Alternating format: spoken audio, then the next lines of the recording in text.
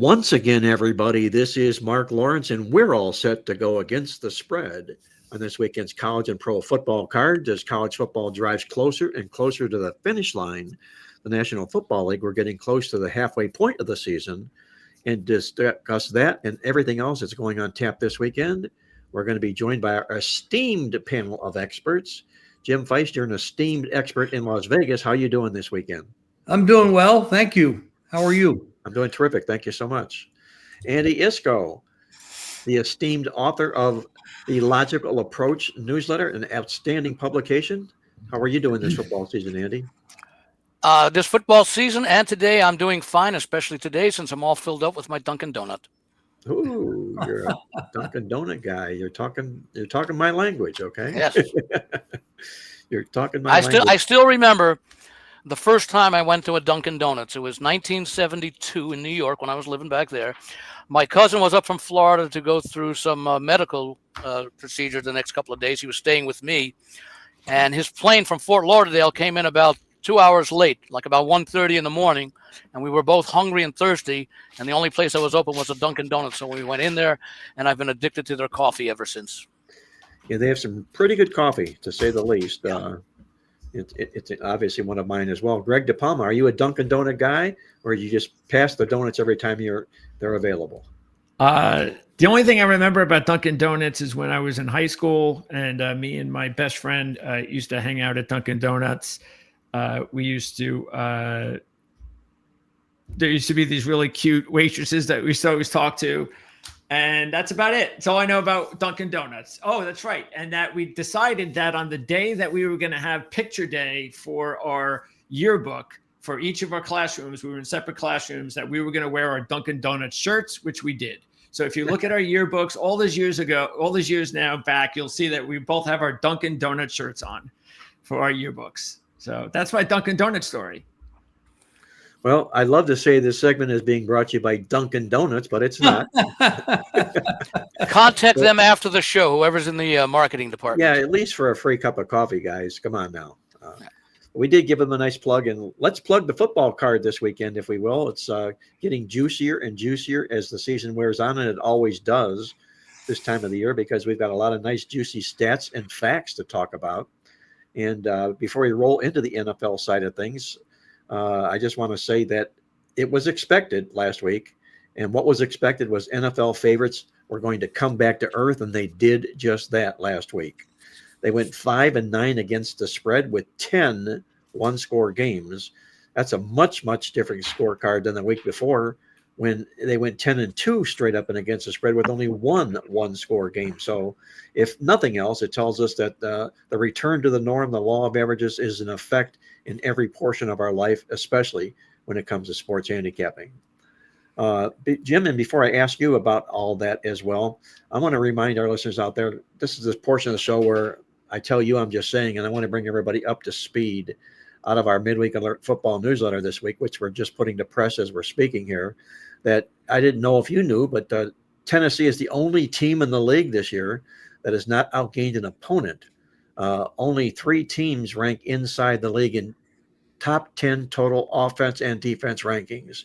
Those 3 teams are the Packers, the Chiefs, and the Chargers, who we will all see come playoff time. And if the number 1 playoffs started this weekend, the number 1 seeds would be the Indianapolis Colts and the Philadelphia Eagles, who have crawled their way back into that number 1 spot. The number 8 seeds on the outside looking in would be these Kansas City Chiefs, surprisingly, and the Chicago Bears. The pairings, weekend 1 of the wild card pairings this weekend, would be number 2 New England hosting number 7 Jacksonville. Number 3 Denver hosting the LA Chargers. That would be quite a nice matchup. Number 4 Pittsburgh hosting the Buffalo Bills, a sizable dog. The Pittsburgh Steelers would be in that game.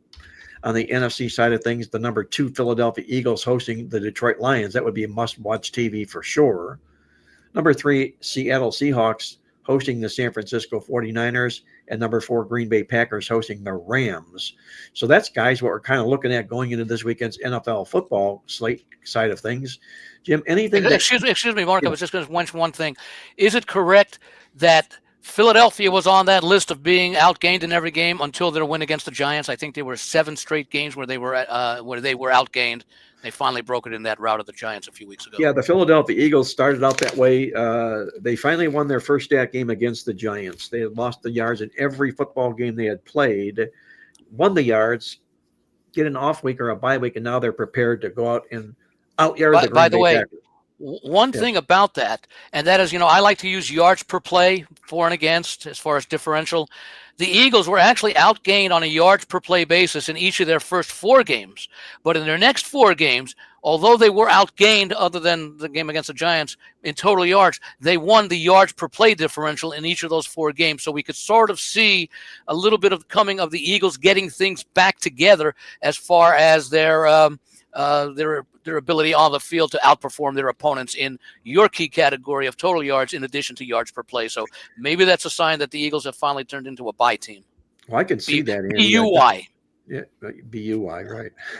I can see that just in the fact that the Eagles' 3 games where they did better in the yardage, they lost the yards in those 3 games by only 56, 27, and 26 yards. Yeah.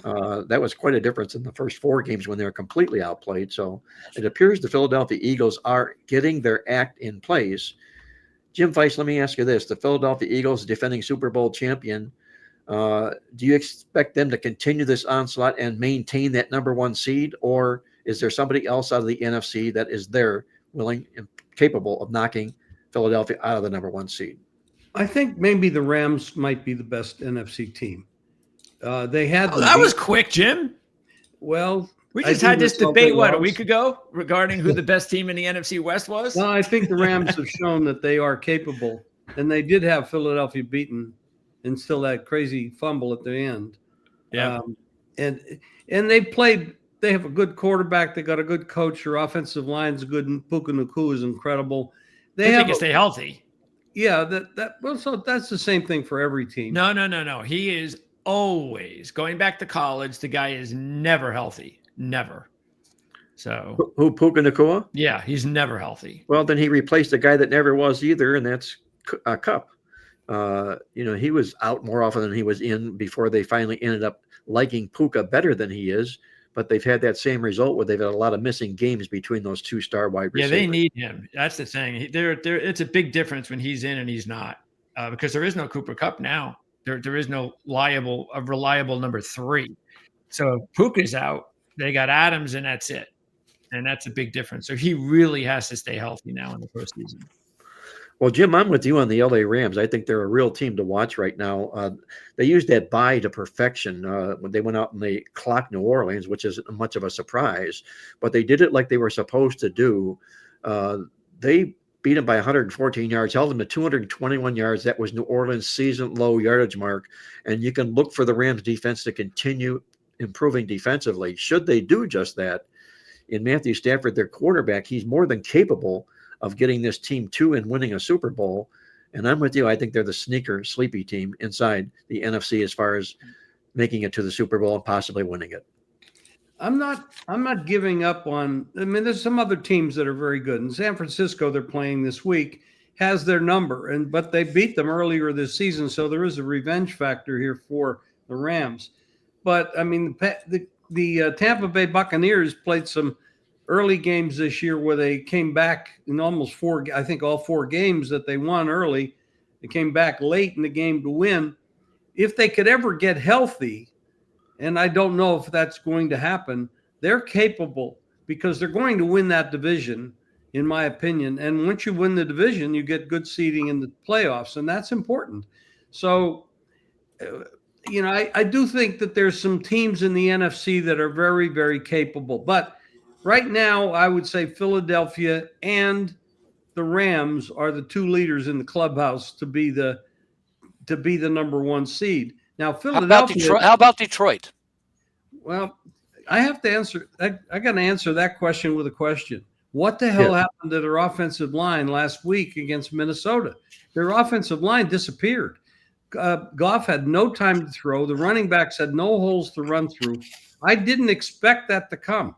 I didn't see it coming at all, and I don't know what happened.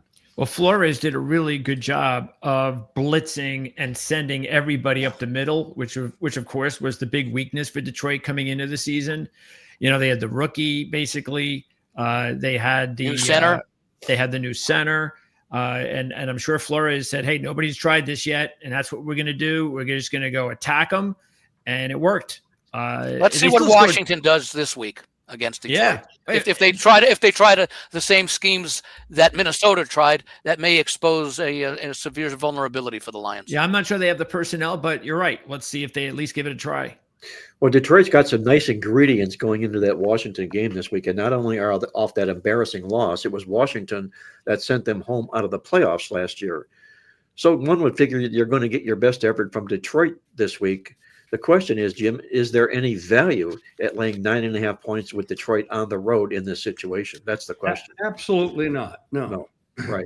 I would say Marcus Mariota is the reason to support the Lions. Well, he's actually played reasonably well.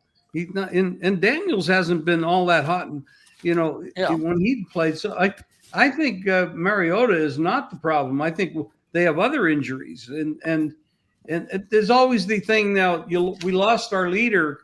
Are the other guys going to pack their bags and get ready for the offseason, or are they going to step up? So I could not lay 9, 8, 9.5, 9, even 10 with Detroit in this game. I'd put a gun to the head. I'd have to take the Washington, even though I don't want to.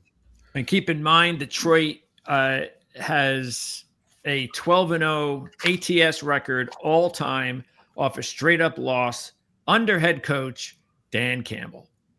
So 12-0, that's the record. They're also 12-3 against the spread as a road favorite under Dan Campbell. 1-0 this year. Washington will be going to Spain next week. And you know what that means? There's going to be a lot of distractions as far as we got to go on a trip next week. That throws a monkey into the wrench as well. And in the last 4 games, Washington is 0-4 straight up and against the spread by a 135-43 margin. And keep in mind, McLaurin, last I saw, he's now listed as doubtful.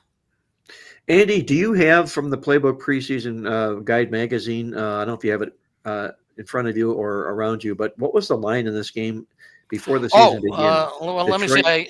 I have the thing from the Westgate, you mean? Yeah, yes. Yeah, because we all knew about the revenge angle from the playoffs, and of course that was a one-sided Washington win. It wasn't like a last-second field goal. Right. Let me see. This is week 10, so let me see. The line was Detroit. No, I'm surprised. The line was Pick'em. Detroit at Washington. Yeah, Pick'em. Detroit at Washington. Pick'em with a total of 50.5. Yeah. Yep. That was figuring, obviously, Daniels being there, Washington coming back and playing this year like they did last year, which. And they have fallen off a cliff, right? Yes, they have. But look at that line swing. 9 points from last year to this year. You talk about teams that come back after a sensational gain, and you usually see a regression. I know that you're big on that, Mark. But the only recent team I can really think about doing it was the Detroit Lions, following up that loss in the championship game with a 15-2 record last year. Yep, exactly. So I'm surprised that, and especially with Daniels being a rookie, that they would think that Washington would be good enough that they would be a pick'em. If they wanted to say Detroit, in fact, I think the advanced line 2 weeks ago before Daniels was injured, the Tuesday before, I think Detroit, I believe, was just a 3.5 point road favorite in this game, blew up to 9.5 with Daniels going out. So the 3.5 obviously factored in everything, including whatever they put in for revenge. So that line, not 6 point jump, seems to be a reaction to probably a little bit of reaction to Detroit losing to Minnesota and the way they did, but also the loss of Daniels. Let me ask you guys this question. This is not a scripted game or a game that we had planned to talk about because we got 3 games we're going to tear down for our listeners out there. But Ronnie O, he's in the chat room, and he wanted to know our opinion on the Denver Broncos this particular week. And the reason I'm bringing that up is that you got the Denver Broncos playing some pretty good football right now. But this is a primetime game, and I was stunned to read or learn that they've lost 10 straight primetime games in a row, the Denver Broncos have. Didn't they rout Cincinnati on a Monday night earlier this season? Well, they did rout Cincinnati on a Monday night game early, so that would make it a primetime game. I guess it would. Yeah, unless that was one of the doubleheader games, and maybe they don't consider either of them primetime, but they're both primetime, even if they were overlapping, as a couple of those doubleheaders did.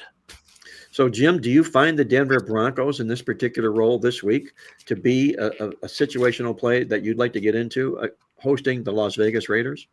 Well, first of all, it's a divisional game. Divisional games mean a lot to these players. Now, we know that, and the Raiders know they're not going anywhere. It's a rebuilding year for them. I mean, they just got rid of Meyer. So you know that. But and the other thing is Denver and Bo Nix has been very inconsistent. As a matter of fact, it seems like Denver and Bo Nix have played better in the fourth quarter. Now, Ronnie O, he says, looking at Broncos first half. First half. Okay, minus 5.5. I wouldn't do that because the way they've played the year, they've started slowly for the most part, and this is not, even though it's a division game, they know that they're a big favorite. I wouldn't do that. I think they could beat the Raiders handily, but I'm not sure they'll beat them and cover the spread. I wouldn't lay it in the first half because they'll probably make it the run like they usually do in the fourth quarter. Good points. Valid points. All right, guys, let's tear down our featured NFL football games we've got on tap this week. And we've got 3 pretty good games that we can tear apart here and get our teeth into. The first, the Baltimore Ravens, fresh out of the IR, invading Minnesota to take on the Vikings this particular week. What's your thoughts here, Andy? Minnesota hosting Baltimore this particular week. Are the Baltimore Ravens back, and are the Minnesota Vikings also back because they just snapped what was a pair of 2-game losing streak? Your take on this game, the Ravens and the Vikings on Sunday? Well, first of all, there are a lot of similarities to this game. Minnesota is coming off of that big upset win against Detroit last week, so could be a little bit of a flat spot for them. And at the same time, of course, Baltimore is coming off of their game last week, or coming off the game that they had last week. Who was it against last week? Miami. Sort of escapes me. Miami, yeah, the Thursday night game with the extra rest, so it's a favorable game. Both teams are also in a sense of urgency. Minnesota, of course, because they're challenging both Green Bay and Detroit in the NFC North, and Baltimore because they've got a lot of ground to make up because of the injuries that caused Lamar Jackson to miss. And, of course, their main competition right now, they don't have 2 competitors like Minnesota does. They just have Pittsburgh, and we don't know about how Pittsburgh's going to do. So I look at it equally as an important game for both teams. Not. I don't think it's more important to one than to the other because of their positions and the divisions that they play in. So when I take a look at that, when you look at Baltimore's stats, a lot of them are skewed because of the poor defensive efforts at the start of the season, all the points they gave up to Buffalo, and then the following week, and of course Lamar Jackson then got injured the next week against Kansas City. But I also look at Baltimore the last few weeks. They gave up 17 points in a loss to the Rams. They gave up 16 points in their win against Chicago, and they gave up 6 points last week in their win against Miami. So they are improving, and that improvement over the last 3 weeks compared to the first 5 weeks is not really absorbed into the stats yet. So Baltimore stats overall defensively look a lot weaker in the entirety of the season as opposed to their recent form, which is a little bit better. I like Baltimore in this game. I think the key, and of course Minnesota could say the same thing, but their offense has struggled also because they had Carson Wentz in there while McCarthy was out.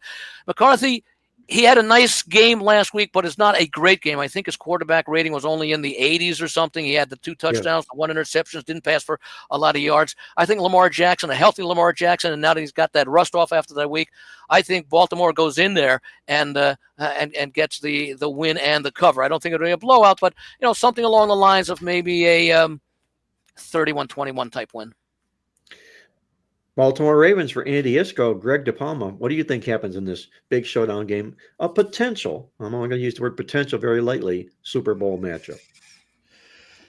I'm really going to be interested in whether or not Aaron Jones can play, because right now it's iffy at best. And I think we saw the difference when Aaron Jones was out there early in the game against Detroit. He looked like a fresh really best version of Aaron Jones. And that is a big difference for Minnesota to be able to get that in the running game. Mason's a fine number 2 running back, but you got to keep that in mind. I mean, he's been like the number 1 running back, Mason, for almost about a month, and that's not good for the offense. So we'll see if Aaron Jones comes back. I think that's going to hurt them if he's not available. But the points are now they're going up to about 4.5. So, depending on, of course, where you look, I think that's getting a little bit too high. Minnesota proved last week, especially defensively. We talked about how good of a job they did against Detroit, and that's coaching. And that's what we talked about last week as well. When we talked about Minnesota and their chances this season is coaching. They've got excellent coaching offensively and defensively. And the fact that they were able to beat Detroit is just a huge motivational lift for them because, again, they were getting healthy going into that game. Jones is the only one it looks like that may not be back in this one. So I'm going to ride Minnesota at this point because they can still lose the game and cover the spread. And 4.5, as I said, is a home dog for a team going into Detroit and beating them the way that they did was really impressive. And they know they got to keep the foot on the gas pedal. This is not, hey, we beat Detroit, we can rest on our laurels. No, this is we got to keep this going because we have a long way to go before we can feel comfortable in the playoff spot. And by the way, just to point out, Baltimore can say the same thing in their locker room. That's why I rate the intangibles as even. In fact, even looking at the schedule, they both have games coming up. Minnesota plays Chicago and Green Bay, a pair of division games. Baltimore has a little bit easier. They're at Cleveland and they play the Jets. And by the way, this may be the only other time that Baltimore may be an underdog the rest of the season is Week 17 at Green Bay. Well, I'm getting 4.5 points now. Right. So yeah. that was my point. I'm getting 4.5 points, and I think this is going to be a close game, and I think it can go either way.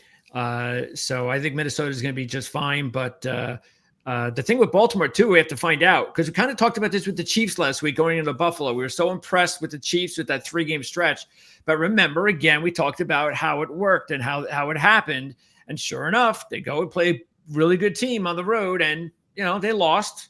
I don't think anybody's crying for the Chiefs or think the season's over for the Chiefs, but now I want to see how Baltimore plays a good team on the road because they haven't been a good team most of the season. Dolphin win means nothing. Let's find out if they're truly back. They'll win. It's a little different going up against Josh Allen as Kansas City did and going up against J.J. McCarthy. At this stage of his career, yes. At this stage of his career, yeah. Exactly. I still consider McCarthy, even though he was with the team last year, as far as making decisions in the field to play, he's still a rookie. It's only his 4th start. He's definitely a rookie. He is only in 1 quarter did he look like a guy that was really ready to play NFL football. Last week, even he was okay. He had 143 yards passing. He didn't make any mistakes. Oh, he had an interception. He's okay. Yeah. But the problem is, you got home field advantage. Baltimore body of work on the defensive side of the ball has not been that great all year long. And I don't give them much credit for their victory last week. But, yeah, they had a win. That's great. But Lamar, he didn't, he still has a hamstring, and I think they got to protect that because he could easily pull a hamstring again. It's never really fully healed. It's a bad injury to have. 4.5 on the road is too much. I think the Vikings have to be considered here as a play, and that's what I'm doing. I agree with you, Jim. The question is Baltimore. Where are we with Baltimore? We know they're going to improve. Obviously, Lamar Jackson's back. This defense has shown signs of improving. In fact, in our newsletter, we called out the fact that in their last 3 games, they're allowing 1.3 points per drive, which is 3rd best in the National Football League. So the defense is beginning to come around here for Baltimore. The question is, will it continue to be that way? And if it does, at what point will they turn from a bad defensive team to a decent or good defensive team? Now, can Minnesota expose all of that? That's the question here. The one unique stat in the game that jumps out to me, and I love this stuff because it comes out of my well-oiled machine, that database, which I sit and play with and then finally I play with it all night long until I find something that I know I'll find, and I won't let me sleep when I find it because I found the perfect that's never lost. So you're so excited at the discovery, and I can totally relate to what you mean. Yeah. So the perfect never lost situation in this game for Minnesota, what is it? Kevin O'Connell. 6 times in his career, he's won a game straight up as an underdog. The next game, he's come back and won the money all 6 times in a row again. 5-1 straight up, that one loss only by 1 single point. So if there's a pattern developing here for Kevin O'Connell, it's that he keeps the ball rolling per se. But I'm with Jim in this contest here. I think this is too many points for Baltimore to lay it into a good Minnesota football team, and Minnesota being the home dog here. I'm going to take the points in this game as well. So if you watch the NFL Network, when they do their picks on Sundays and it's 3 guys against 1, they have the lone wolf, and the guy puts on a little wig and goes howling. Oh, I guess I'm the only one on Baltimore in this game. Missing the wig, Andy. Yeah, I'll have to get that for next week. All right. By the way, if Baltimore loses, don't think their season's over, because in their next 3 games, they'll be playing Cleveland, the Jets, and the Bengals. So even if they go 3-6 after this game, they'll be 6-6 after 12 games, and they'll be right back where they need to be. That's why I say they probably won't be barring any more losses of Jackson, they won't be an underdog until week 17 at Green Bay. Just take a look at the rest of their schedule. Hey, guys, let's get on to the next game. And this is a beautiful football game. The Rams and the 49ers, 2 of the, I think, best teams in the NFC West. And, Jim, I got to ask you this question here because it just jumped off at me at the page. And maybe I'm wrong in my thinking here. But do the Rams deserve to be this sort of a favorite at San Francisco at this stage of the season? No, they don't. Not this size. Maybe 3, maybe 2.5. If you're talking about numbers, that's why I would consider San Francisco. The problem is they've already beaten them. Yeah, San Francisco had beaten them, and they are not putting a lot of pressure on the quarterback. San Francisco is not putting a lot of pressure on the quarterback. In that situation, you are giving Stafford more time to throw. You can't give Stafford more time to throw if you want to live. I mean, he's really good.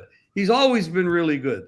And, San Francisco's still banged up. They have a lot of injuries. They very likely are playing with the backup quarterback, although I don't know that there's much difference between the backup and the starter for the Niners this year.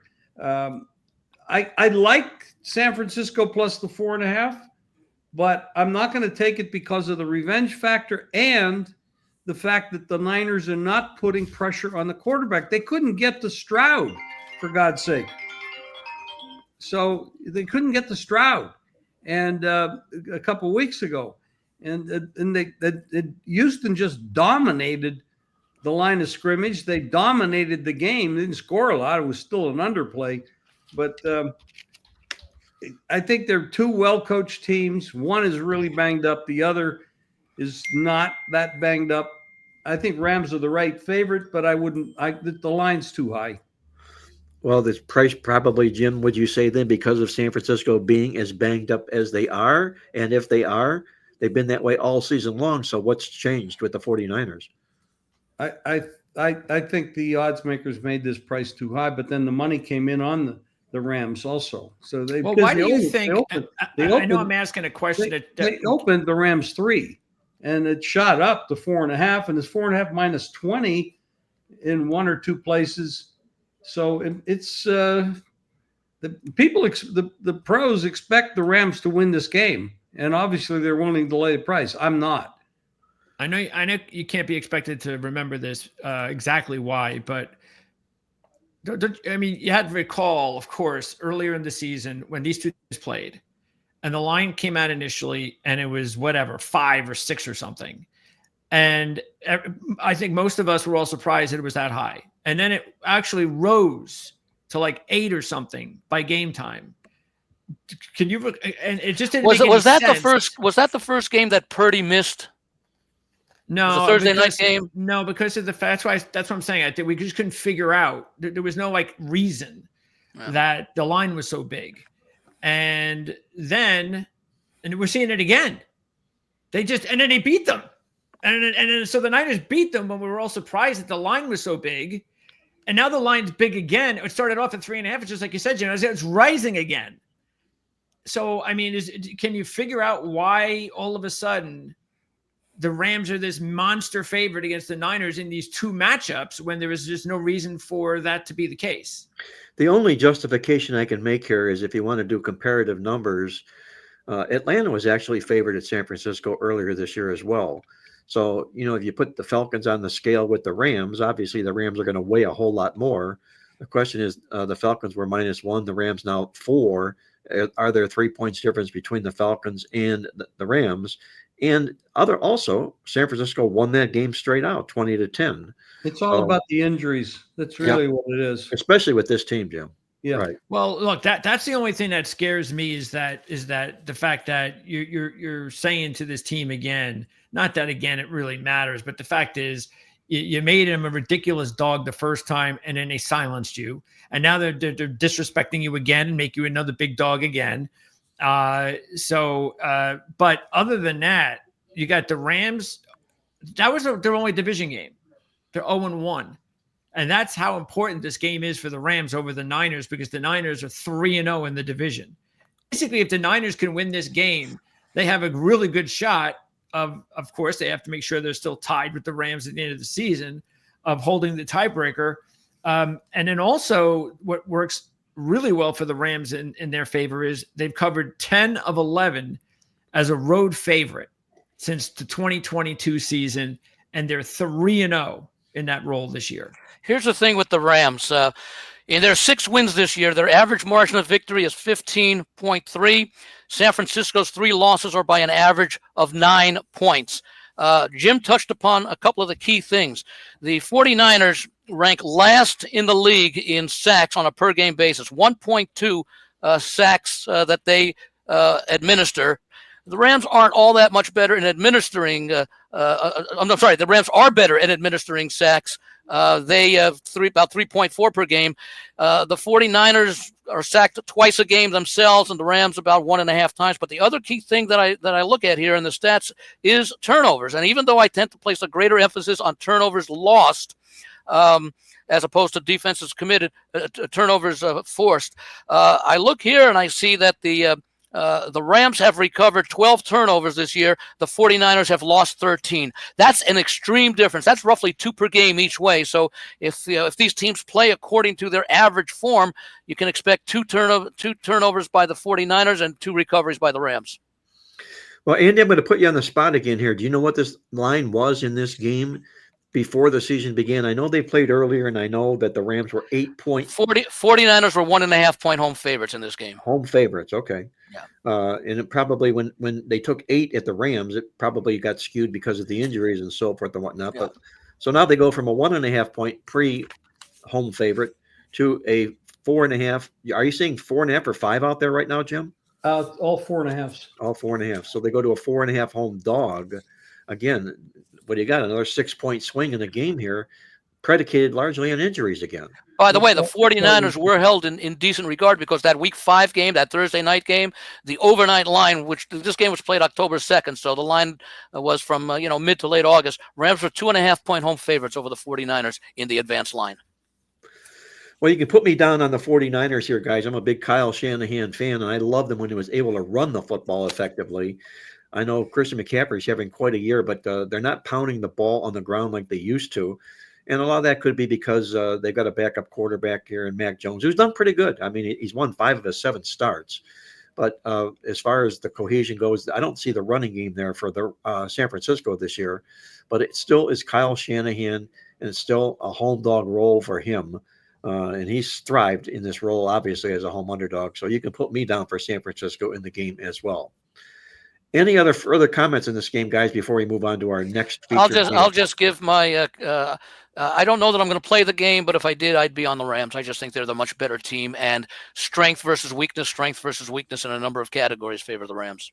And in addition to the intangibles about the importance of this game, and I think, Mark, you pointed it out, that if they lose this game, both teams will have 3 losses, but San Francisco will have had the 2 wins over the Rams. And I'm not going to say basically eliminated them as a competitor, because the Rams would have to make up a game. They'd have to make up a game on the 49ers.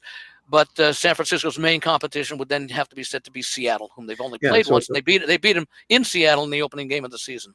San Francisco did. a more important game for the Rams here in that sense. Then, Yeah. Jim, I don't remember. Do you tell us which side of this football game that you like? I favor San Francisco in the game, You do? but yeah, it's a difficult call because of the injuries and the fact that they don't put a lot of pressure on the quarterback, and I just don't feel comfortable letting Stafford sit back there and pick them apart. It's just an uncomfortable situation. And Stafford's having an MVP kind of year here this year as well. I mean, he is. And if you remember the first game, 21-2. the 49ers jumped out early. I think it was 17-7 at halftime, and the Rams had to outscore the 49ers 9-0 in the fourth quarter to force the overtime where the 49ers kicked the game-winning field goal. So the Rams did show comeback ability after that slow start. And I remember that game eliminated a lot of people from Survivor that week. All right, guys, let's get to our final game on the card this week and another beauty on tap. The nice thing about the National Football League is we always seem to get some nice pairings every week. Sometimes we'll have some shallow pairings where you have maybe a matchup of only one or two winning teams. But right now, this is going to be the third game we're just going to discuss, and all three of these games are involving winners against winners. The Philadelphia Eagles traveling to Green Bay to take on the Packers. Greg, this has to be a big football game for both teams, if you will, because you can break it down and make cases for both sides. Which side of the game are you going to be sitting on? I got to take the Eagles. A.J. Brown looks like he's going to be available to play. That's a major deal there. And they're a dog. This is the first time they've been a dog all year. I think this shows not now even see with San Francisco, there's nothing really they can do naturally because of all the injuries. They can try, but they've got a lot of injuries, meaning the disrespecting nature of being a dog again in that fashion. The Eagles, there's a lot they can do here. They are being completely disrespected. I mean, they are the defending champs. They beat this team twice last year. The Packers lost to Carolina last week as a 13-point home favorite, and they're the dog. So I think they're going to be ready definitely for this one, prime time. And you do have to be concerned a little bit with the Packers. And we kind of referenced that last week, Jim pointing it out regarding the nature of the sandwich game. And it appeared that that's exactly what happened because there wasn't a whole lot of else to explain of how flat they were in the game. They played awful. But I think that's a dangerous way to play football. I think maybe that was overdue. We thought it was going to happen in the Pittsburgh game the week before. It actually happened against Carolina, and I think Philadelphia is going to be okay in this one. Also, they had an extra week to prepare too, and I think that goes a long way in getting them healthy and ready to go. No Tucker Kraft, of course. That's a big loss for Green Bay. He was having a monster season. So yeah, I mean, I feel pretty good to know that I can take this game and to get 3 points if I want. Andy, where are you going here in this game? Big football game. I'm also playoff preview. Go ahead. Yeah, I'm also with Philadelphia. I like the trades they made at the deadline to bolster up the defense front and back because it was a depleted defense that started the season from last year with some of the losses. Greg mentioned about the fact this is the first time they're an underdog this season. The last game in which they were the underdog was that 1-point dog when they blew out Kansas City in the Super Bowl. But this is the first time they're a regular season underdog since the middle of last year when they were 3.5-point underdogs to at Baltimore. They won that game 24-19. So we saw a good effort from the Eagles. As I mentioned before, even though those raw numbers show that they were outgained in their first 7 games this season before they routed the Giants, on a yards per play basis, this team has outgained on a yards per play basis their last 4 opponents, which would mean the Giants twice in that situation. And that game also, we saw a big game out of the running game. They had the first 2 games of the season. They had I think it was Philadelphia and Kansas City. They played the first 2. Dallas and Kansas City.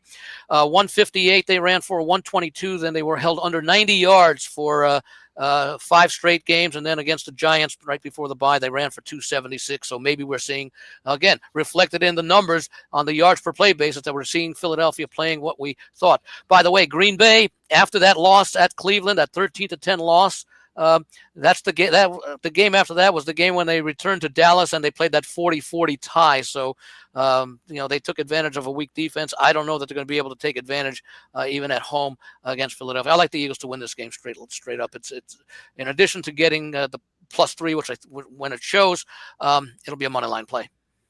Jim, do you make this 3 for 3 on the Eagles, or are you siding with the Packers? Oh, absolutely. I'm on the Eagles for sure. I I'm not a big Packer backer here. All season I've seen them, and they lose to Cleveland, they lose to the Panthers, and they tie one of the worst defenses in the league with Dallas. I mean, they're not performing at a level. Yeah, they beat the Detroit first game of the season, but Detroit came into that game with two coordinators, brand new. They lost their coordinators. They lost their center. Yeah, I don't give them that much credit. First game, everybody's rusty. It's like a preseason game almost. So I mean, I'm not that sold on Green Bay. I am sold on Philadelphia. I think Philadelphia and the Rams are the two best teams in the NFC, and with one caveat: the Seattle Seahawks might be a sleeper that we should not be ignoring. And they also bolstered their receiver core at the deadline, which was already pretty good. The addition of Shaheed is going to open that field up a lot. Yeah, Seattle's been, I think, the real sleeper team, under the radar type team here right now. And tip of the hat to Mike McDonald. What a great job he's done turning this program right back around. So it's 3 for 3 right now with the Eagles on the show here. I'm going to make it 4 for 4 with the Philadelphia Eagles here as well. Both teams have been favored in every game they played so far this football season. So somebody had to come the dog, unless obviously a pick is in the equation. But nonetheless, it is Philadelphia's first time to dress up as a dog. Last year, they dogged up 4 times. They won the game straight up all 4 times. Wow. So this is a role that Philadelphia is really kind of like not accustomed to, but when they are, it's kind of like, are you kidding me? You're making me the dog? Let me show you why I'm not supposed to be the dog. Type of a situation here. The thing I don't like about Green Bay here also is take a look at what they've done here so far. In their last 6 games, they beat the spread only 1 time, which means they're underperforming Vegas expectations lines. And while the public loves them because they're not losing games with regularity, they're just not living up to what Vegas expects them to be. And I don't see why that suddenly changes here in this football contest here as well. I like the Philadelphia Eagles in this contest, and it goes back to when I wrote this game up in the Playbook newsletter, I wanted to finish it off with some thought that I think a music parody that draw a parallel to the Philadelphia Eagles this week. And I thought of Jim Croce, one of my favorite all-time singers, and he had a song called "You Don't Mess with Jim." And what jumped into my mind, and I'm not talking "You Don't Mess with Jim" Feist. I'm talking. In this case, it was "You Don't Mess with Jim Croce." Okay, but what the line that jumps out to me is "You don't step on Superman's cape," and that's what's happening. Don't spit in the wind. And don't spit into the wind, okay? And that's what's happening exactly in this game here. You're spitting into the wind. You're jumping on Superman's cape here and bringing them in here as the underdog in a primetime game. I think we're going to see the best of the Philadelphia Eagles in this Monday Night Football game. So we'll make it 4 for 4 on the show for the Philadelphia Eagles. That might be the first time this year we've been 4 for 4 to an underdog. By the way, yes, the advanced line on this game over the summer, Eagles 1.5 on the road at Green Bay. Well, I'm going to add a music note reference? to this. Yes, the reference. Yes. You were talking about the defending champions. I'm just going to say, don't stop believing.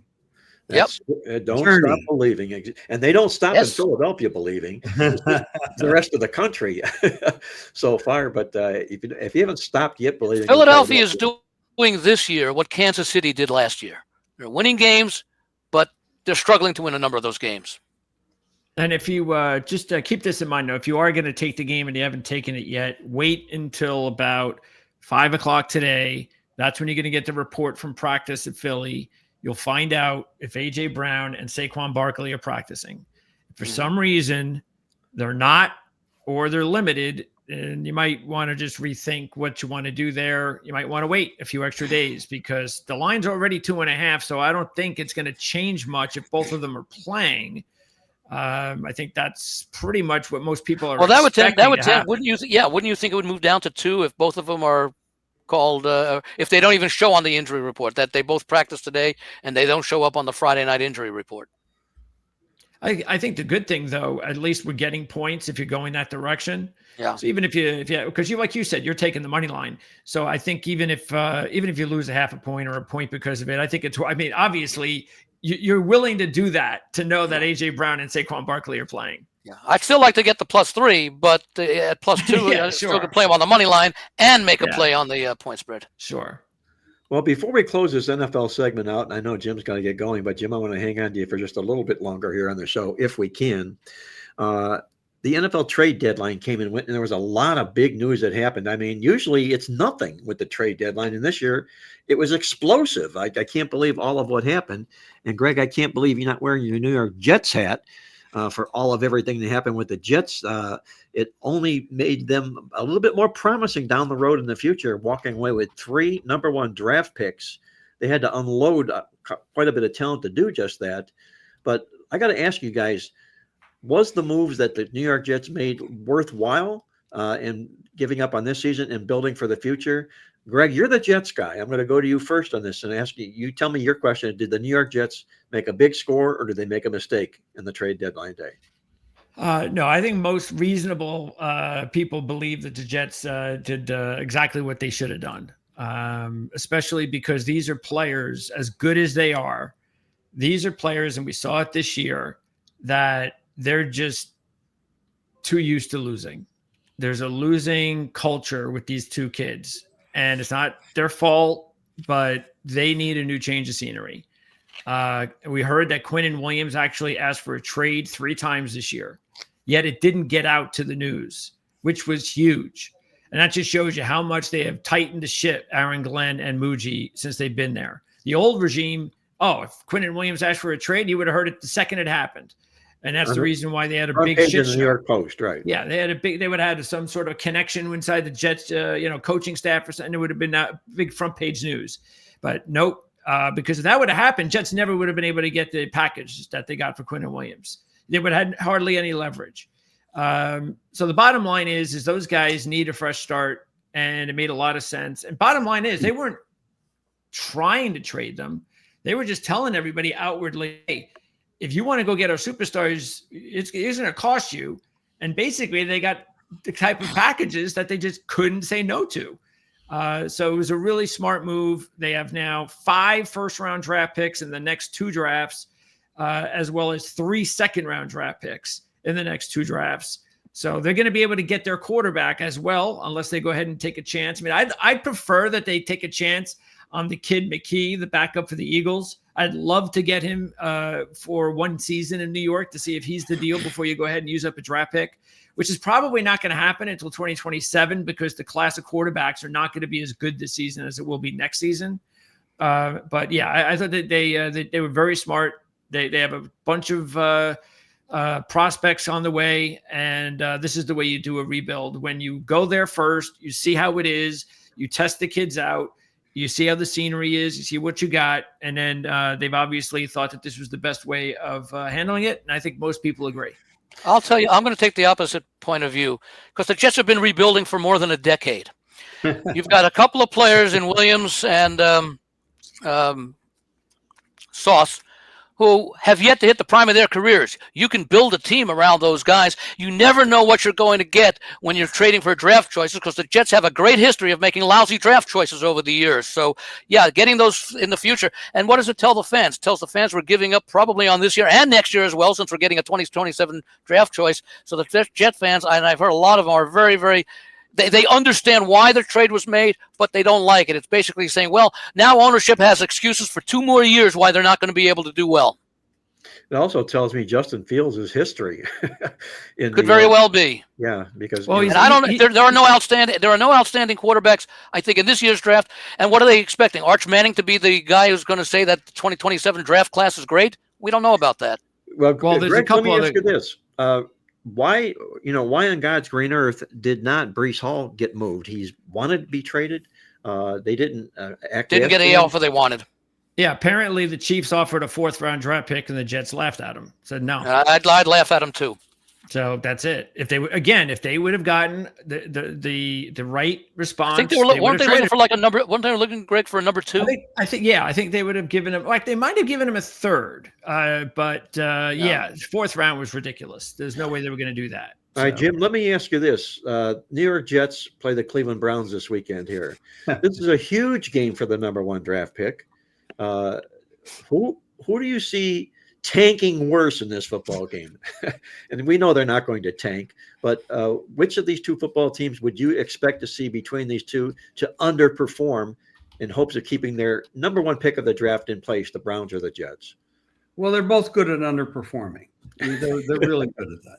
I mean, the players don't underperform. They go out there to play. It's only the management that start thinking about draft picks. And then you talk about getting draft picks. You got to do something with those draft picks. Like you're right, you got to pick the right players out of college, and then you have to be able to coach them up and make them who they can be. So it's a real roll of the dice. See, these are losing franchises. These are losing cultures, and I don't know how you change a culture, but both of these, Cleveland Jets, they're losing cultures. I mean, they haven't won forever, and Andy pointed out, I mean, it's decade after decade after decade. It's been like 50 years for Cleveland. I don't know what the hell to think of the trades.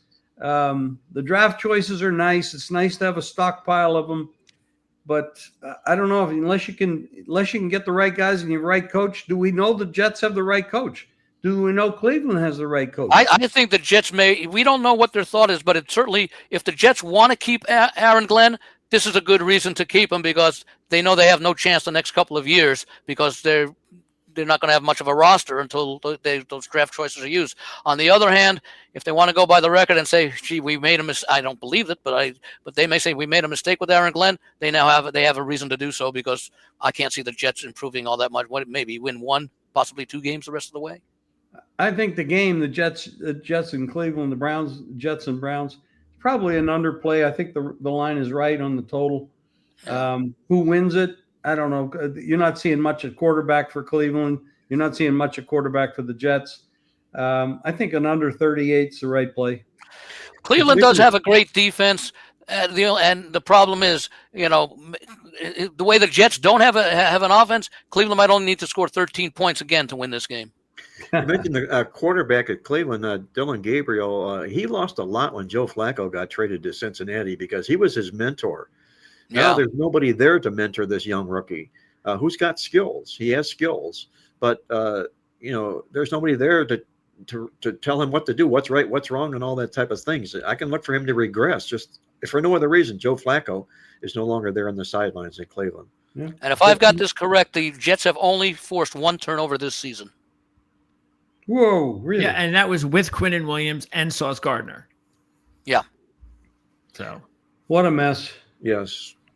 Well, guys, but that's the reason that that's the thing. A lot of people, you have to remember this. Too many people say things like, and I understand why they do it. I'd like to ask a question. Yes. I'm sorry, Greg. Didn't mean to interrupt. No, I was just going to say, too many people get into it's been forever. Oh, it's been 10, 20 years. It's been less than 6 months since this regime has been there. Aaron Glenn, Darren Muji have nothing to do with what happened to the Jets last year and in the last 15 years that they haven't been to the playoffs. If they're the right guys for the job, and I believe they are, I think a lot of people believe they are as well, they'll get the job done, and Jet fans are just going to have to be patient and understand that, no, it's another 15, 16 years. I want to win now. Well, as far as Aaron Glenn and Darren Muji are concerned, it's 6 months. So yeah, but every other time that the Jets made a change, it was the same thing. These are the guys to lead us. They can turn us around in a year or two. We've heard this. Well, if they play football to the year, if they play football to the year 2100, it just might happen.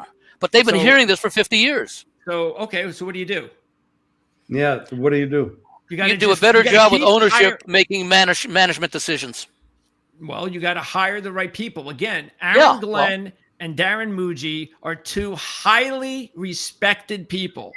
These aren't people that, the Jets Nobody wants to coach the Jets or run the Jets. So was the guy who because of came Woody over from Johnson. Philadelphia as GM a couple of years ago, highly respected. Yes, exactly, and he went to yeah. the Jets. So Yeah. my point And what is, happened? Let's put it this way. So wait, It's- you're trying it's to say easy- that it doesn't matter how good the coach or general manager is. If he comes to the Jets, it's Woody Johnson's fault. It's easy to point out what's wrong. Give me the answers. Well, that's what you're hoping that the new regime will do. Sooner or later, one of these guys, the GM and the coach that are hired, will turn it around. When? Could be 15 more years. Fact is, it'll happen. As a Jet fan, you just got to hope that these are the guys. As they've hoped for 50 years that these are the guys every time. Yes, I don't know what the answer is because they have had several ownership changes over this period. This is Not the many, answer. but a few. Yeah. We can't get rid of the owners. So let's just people who complain about the owners, we can't get rid of them. So let's just end that story. There's nothing we can do but sit here, take it up the ass, and hope that one of these guys will change the culture. On the take it up the ass cue, we're going to move on. What were you going to say, Jim? I was going to ask about the Chargers. I mean, that's a big game between Pittsburgh and LA Chargers. They're both in contention for their division. It's a huge game. It's a primetime game. It's the late game on Sunday. The Chargers' offensive line is decimated again with Alt going down last week for the season.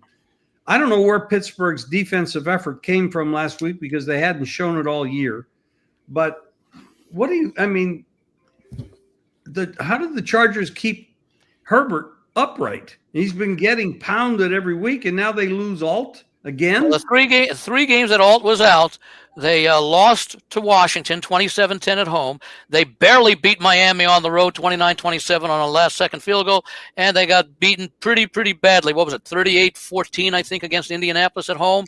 So that's a major injury because remember, Alt was the second left tackle to play because his position's on the other side.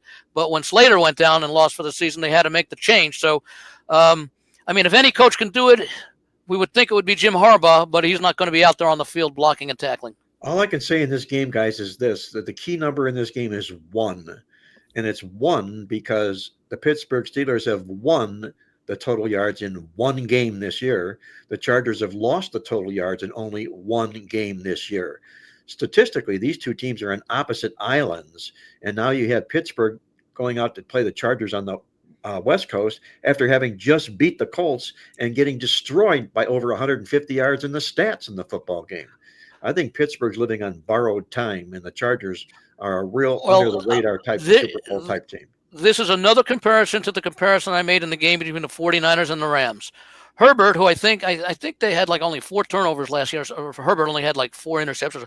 Chargers have turned it over 12 times in their games, and Pittsburgh has created 16 turnovers. Obviously, 6 of them were last week against Cincinnati, but here you have a team with it. If it were the other way around, where Pittsburgh was turning it over and the Chargers were creating the turnovers, I wouldn't be so concerned about the Chargers. But it's the Chargers who have had the turnover issues, and Pittsburgh's that has been successful the other way around. So we understand why the Chargers have had that problem. But yeah, what's going to happen this week as far as giving the Chargers any better of a time? I mean, my thought is that maybe they have Herbert, short passing game, running the ball. Do the best they can, lessen the number of possessions, and not take too many risks. Well, guys, let's close this segment out with a comment from one of our viewers or listeners out there. The speech therapist mentioned to us that Dallas's young defensive end, his name is Marshawn Nealon, died. Yeah. And 24 years old. We just saw him block a kick in return for a touchdown in a Monday Night Football game, and now he's gone. I don't know how it's going to affect the Dallas Cowboys. Well, Cowboys are on bye this week. They do have a bye this week. What I was getting to, Andy, is will it unite this football team moving forward? We don't know that. But has anybody heard or has it been learned yet what he did pass of? And is that even a move? Not yet. He committed suicide. He committed has that come across now? Yes. Oh, my. Wow. That's even more tragic. I have no idea why. I don't know if he left any notes or anything, but that's what came across. Self-inflicted gunshot wound. There's the one thing that's been happening in this country more than anything that just has not been solved, no matter who's running the country, and that's the mental health issue of people in this country. And this is just another example. There's too much of it going on. There's too many people with mental health issues, and you don't have to be some person who's a vagabond on the street, with a bag on his head to have mental health issues. It could be people like Nealand. We see this happen, unfortunately, far too often for people who just look like they're kind of stable, but deep down inside, they're not. And they say he was found dead of an apparent suicide after evading authorities in his vehicle and fleeing the scene of an accident on foot. So something was involved here, but that's and they talk about CTE. He's too young to have CTE. There had to be other issues involved here. Well, you don't know, Andy, how that stuff advances. Yeah, I don't know how quickly it advances. It's usually found in a lot of players after they retire that the effects are shown. He's only it's his second year, so I know he's been playing football. You're saying something, Andy, report that actually was something that happened to someone else. It might have been like a year ago, a couple years ago. The same exact thing. It was a black kid, and he caused an accident, and he left the scene. And it turns out that I think later that day, whatever, he killed himself. Officers saying they received word that Nealand might be suicidal. So apparently there was reasons for someone, whether it be a family member or a friend, who had somehow observed certain tendencies that could create that thought in their mind. Well, hopefully we'll see something good coming from Jerry Jones as far as paying homage to this young athlete, this young person, with regard to whatever his problem was of contributing and getting behind a foundation or something to help prevent things like this. And it will be next time for Jerry Jones to step up and do something good for the not only the National Football League, but also for humanity. We did have a, let's see, one more, Jim. I'll give this one to you before you leave. It's Luke Burrow. Which totals are you guys big on this week? Jim, do you have a totals play for us before you leave? Well, last week I was 3-4 on my totals, which is kind of unusual. I don't usually lose. I think Tampa Bay and New England will be an overplay. I'm pretty sure. Let me see here. The Bills and Dolphins over. Jags and Texans this is a funny kind of game. When you have a weapon like the Jags have, that you can be out there with a 70-yard field goal potential, and you might be kicking field goals from 70 yards. And then, of course, Houston has a backup quarterback. I'm not throwing any flowers on either one of these teams, but Houston does have a good defense. That's an under. That game is an under. So there's a couple plays for you. Okay. The Browns and the Jets are obvious. You can tell by the line, under 38. Eagles and Packers on Monday night. I can't see that game going over, but it's you got to get yourself a 45.5. You got to be careful in numbers because if they start getting around these numbers that are very active and live, you got to be very careful. Yeah, Victor called that as a best bet in this week's totals tip sheet, Jim. I know you probably discussed it with him when you did the show. We haven't done it yet. Okay, well then you can let him know that you like the Eagles and the Packers, and you'll know exactly what his answer is. He's going under in the game as well. The two that come to mind to me are tonight's game between the Raiders and the Broncos. I just can't see the Raiders doing much scoring in this game. And for the over, the Ravens and the Vikings. Yeah. Oh, it's a big number. We still don't know what the hell J.J. McCarthy can do. I don't know. What can we depend on him to do? It's almost like if you like Minnesota in the game, as you all do, maybe you do like the over because you expect them to take advantage of, notwithstanding their recent play, the Ravens' defense, and at the same time, you would think that Lamar Jackson could put some points up for Baltimore. If you like Baltimore, maybe you look a little bit more, even though I'm going against it because I like Baltimore and the over, not the under. But you have to think that if you like Baltimore, it's because their defense is going to be able to contain the Vikings, and maybe, in other words, we'd see maybe the Baltimore offense getting touchdowns and the Minnesota offense getting field goals. Well, guys, we got a lot of overtime bonus NFL coverage on the show here today, and I love talking about it, and love having Jim Feist with us to help lead that call. Jim, I'm going to let you go. I know you've got a lot of things to do, and I'm going to look forward to visiting with you tomorrow. And best of luck to you this weekend as well. Absolutely. Good luck, guys. Good luck, Jim, and you and I can talk about doing the contest and teaser thing later. Okay, bye-bye. Cool. That was Jim Feist, the legend himself, joining us from Las Vegas for the NFL portion of our show today. Let's move over to the college football side of things, where I'm pretty excited about this card. I think it's really an attractive card, to say the least, getting into it. First of all, Andy, any thoughts about where we're at in college football this season? Anything that has surprised you from a positive or a negative standpoint? Last week, not all that much, I suppose. Losing a couple of teams that were highly thought of. It was not. I mean, it was an okay week betting wise. Although I was disappointed in a couple of the results. I was. We talk about coaching and how much of a difference it makes. Well, we saw it towards the latter stages of that game between Texas and Vanderbilt, where Texas had a commanding lead throughout the game. Vanderbilt came back, and the closing line in many places was 3.5. So I laid 2.5 early in the week with Texas, but I think it showed just how good of a coach Clark Lee really is, and the fact that the team didn't give up despite being on the road and being down by 17 points, at several points during that game. So that was a little thing to keep in mind as far as Texas's chances going forward, even though it's going to be very difficult because they've got 3 very difficult games towards the end of their schedule. So that was the one thing that stood out to me last week.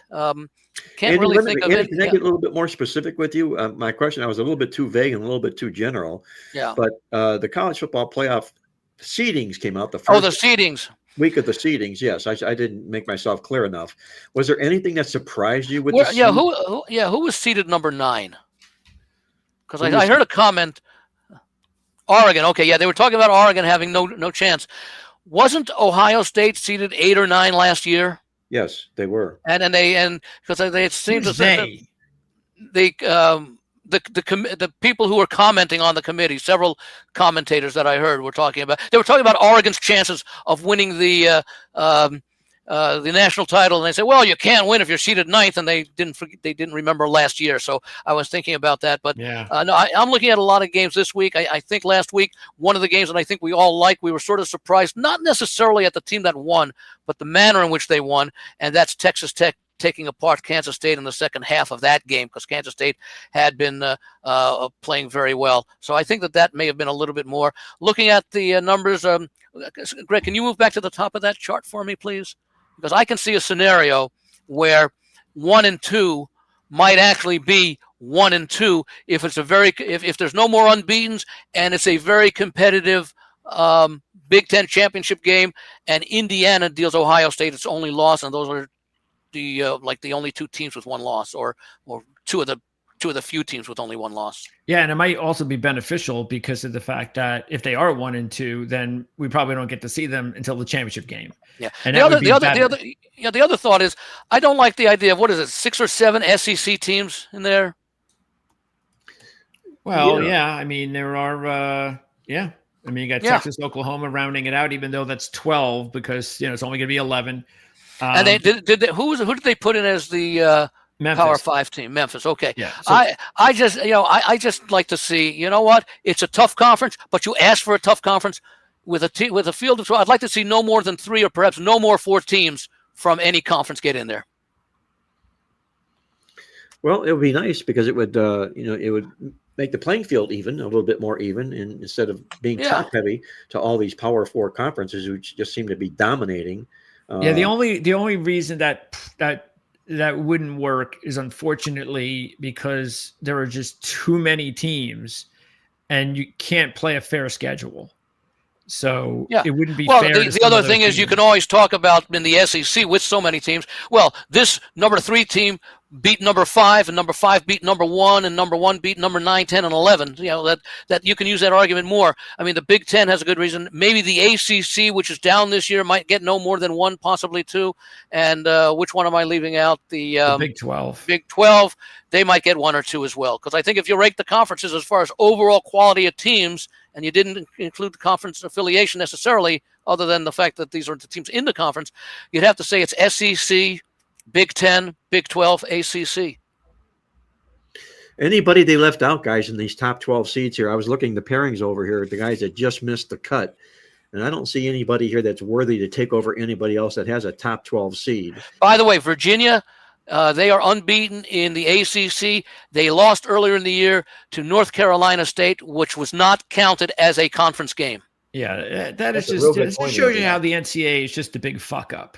I mean, oh, well, we want to continue the rivalry. Yeah. They're not on our rotation. All right, fine, but you can't be a conference game. It's just so ridiculous. I mean, come on. I mean, we can deal with half a point. I mean, why would they treat Virginia Tech rivalry with North Carolina State different than Virginia Tech rivalry with Virginia Tech? Stupid. It's dumb. It's typical NCAA nonsense. Yeah. And so hey, it's good for Virginia because they're still undefeated. What was the reason the they championship game. didn't count NC State? What was the reason? Because they wanted to keep a traditional rivalry. They have a set schedule rotation. They revamped their scheduling format, and I think they said that if they didn't keep the traditional rivalry with North Carolina State, they would meet only once between now and 2030 or something like that. You know, most people, when they try to reach a solution, they start with looking at all the factors for and against various proposals. With the NCAA, they say, this is the result we want. Now let's come up with some reasons that we can justify getting to that result. They've always done that. I could put Virginia down as, I think, one of the most phoniest teams that we're talking about here. We'll find out this week. Yes, we will. And just remember, when they went in and played North Carolina, they were on this winning streak, this big, huge winning streak, and they were leaking oil. They had lost the stats their previous 3 games. And what did they do in that game against North Carolina? They played them to a 1-point overtime win, and they got pounded in the stats again, this football team did. Wake Forest, watch out for Wake Forest. They could win this game. Absolutely, watch out for Wake Forest. Well, honestly, I'm sick of seeing, and I don't believe in SMU either, and I'm sick of seeing Clemson and Miami anyway. So, and any new fresh blood in the ACC, I'm all for. Virginia, Georgia Tech, Duke, any of those teams. I'd like to see one of them. Louisville might be the best team, actually. They're going to be without their running back this week. Probably doesn't cost them against Cal, which I think is just an incredibly ridiculous. Keep an eye on you. Keep an eye on UConn this week. They're getting a Duke team off of their first win against Clemson since 1980, I believe it is, and they got Virginia, the conference leader right now, on deck, and they're giving 9.5, 10 points to UConn, who's been playing very, very well. Let me ask you guys this question here. So, what happens this week if Iowa takes down Oregon? Okay. You got a 2-loss Iowa football team who's playing really, really good football now, especially defensively. 5 opponents to season low yards this year. Does Iowa then move into the top 12? Do they, vault themselves up from where are they now? I mean, I think they're number 20 right now in the rankings. Would a win against Oregon put this team in the top 12? That's a question. It depends upon what some of the teams above them do. It would certainly vault them up and would certainly send Oregon down. I mean, the other thing to keep in mind, though, a couple of things. One, as you can see, there are no ACC teams. Number 2, there's no 12th team. So that's 2 additional teams that are going to be in this top 12 here that will not be there. So you got to put Memphis in here, and you got to put an ACC team in here. So so that's why it'll be a little tough for Iowa to get, because what you really want to get to is 10. Good point, Greg. In these rankings, you want to get to 10. So but hey, the bottom line is hey, if they beat Oregon, they're still going to be in a good position to maybe creep up even closer as the rest of the season goes on, because I believe they have another. I think they have another tough game coming up. Yeah, they got USC next week on the road, so they have they got to play Nebraska. So Iowa's going to play enough quality teams that if they were to upset Oregon and run the table, that they could definitely be a playoff team. Problem I have with Iowa, and I know a lot of people like Iowa this week, and I can understand home underdog. Take a look at the difference in offense and defense. Oregon's number 5 in total offense. Iowa's number 3 in total defense. That's a great matchup. But when you look at the reverse, I think this will surprise some people. Not that Iowa is 115th in total offense, but that Oregon is number 2 in total defense. They give up 238, Iowa 243. And I'm trying to find the thing I have here with common opponents. They've played 4 common opponents, and against those 4 common opponents, Oregon has been much more dominant in their wins than has Iowa. That's not saying Iowa can't win, because Ferentz is a really good coach, but I think people are dismissing Oregon too easily because they don't realize, the comparison between the 4. I mean, they're playing 4 common opponents. Is playing, that's a lot of snaps that are being played. What are they doing to Oregon? The 4 common opponents? No. You just said they're what are they? Defensive numbers? No, you just said they're kind of ripping Oregon. What did you say? No. That people don't realize that Oregon's defense is as good as it is. You don't think of Oregon being a top 5 defensive team, and there's only 5 yards per game difference between the 2 of them. I've got the numbers here for the comparison between Oregon and Iowa. I think they've all played Wisconsin, Rutgers, Penn State, and I think they've all played Indiana, because that was a game. They're both 3-1 straight up. As far as the margins, Oregon by 4. But when you take a look at the yardage, and that's something I know that Mark, you're very big on. In those 4 games, Oregon outgained those same 4 opponents by 195 yards per game. Iowa by a total of 13. Wasn't much difference in overall turnovers and everything, 3-1. They outgained Iowa by almost a full yard per play, and they also defended those 4 teams by about 0.6 of a yard per play better. So what I'm suggesting is that Oregon is a much better team, because a lot of people say, well, who is Oregon beaten? And I'll ask, who's Iowa beaten? Well, that's it. Yeah, but why are Oregon brings a powerful offense here to go with this staunch defense. Yeah, I don't think they get the credit. Iowa doesn't. Iowa does and that could be it. I mean, Ferentz is a great coach. The key is going to be not what Oregon does on defense against the Iowa offense. It's going to be what Iowa does on defense against the Oregon offense. Well, guys, let's get to our top 3 games on tap here on the college football show this week. And again, thank you to the Power 4 conferences, because all 3 of our games are teams involving teams out of the Power 4 conferences. Let's go to the Big 12 conference for our first selection, Texas A&M, traveling to Missouri. Greg, is this doomsday for A&M to take their first loss of the season, or does Missouri get exposed with the freshman quarterback behind center this week? You would have to think that the law of averages will catch up to Texas A&M, just like it's going to catch up to just about any team, except the 2 Big Ten teams, because they haven't played a really tough schedule. So this is, you would think that this would be a spot, especially it's a big number. Missouri is desperate in this game. This is basically their season now. Texas A&M can lose this game and they'll be fine. Nothing to worry about. But yeah, it's that's the thing that would worry me the most, is that as the weeks go on, these undefeated teams, sooner or later, they're going to just play the wrong team at the wrong week, which is the reason why the SEC is so tough.